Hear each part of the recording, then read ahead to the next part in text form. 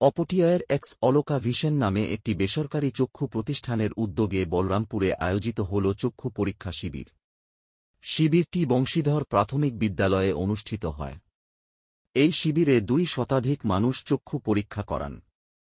তাদের মধ্যে আর্থিকভাবে দুর্বল মানুষদের জন্য বিনামূল্যে চশমা দেওয়ার ব্যবস্থা করেন আয়োজক সংস্থা। সংস্থার পক্ষ থেকে অভিপ্রীত বক্সি জানান, জেইশ নামে একটি বৃহৎ প্রতিষ্ঠানের সহযোগিতায় আমরা এই শিবিরটি আয়োজিত করছি।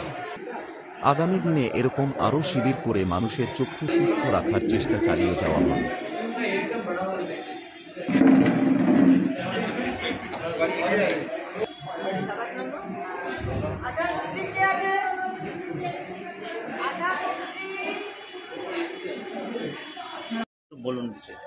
আচ্ছা, তো আমার পরিচয় হচ্ছে আমি অর্পিত বক্সি, অপটিওয়ারের ফাউন্ডার।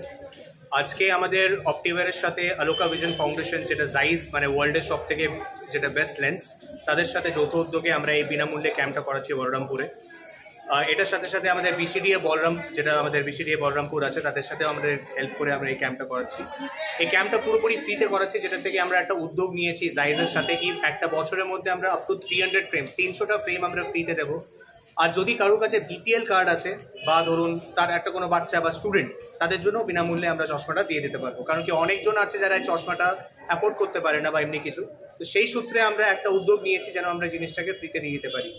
এছাড়া আমাদের যে বংশীধর প্রাইমারি স্কুল আছে, আমি তাদের কাছেও আমরা খুব মানে সাহায্যের হাত পেয়েছি। সেই সূত্রে আমরা এই আজকে ক্যাম্পটা করাতে পারলাম। বলরামপুরে আমাদের নিজেদের অনেকজন আছে যারা আমাদেরকে এখানে হেল্প করেছেন, যাদের সূত্রে আমরা আজকে ক্যাম্পটা করছি। এটাও আমরা মানে প্রমিস করতে চাইছি। এখন স্যার আমাদের অল টোটাল এন্ট্রি 200+, 200 পেরিয়ে গেছে। এখন বৃষ্টির জন্য হয়তো তারা আসছে, এমনিও আছে। আমরা সেটার জন্য 4টা বিয়ন্ডে আমাদের 4টা পর্যন্ত টাইম ছিল, 4টার পরে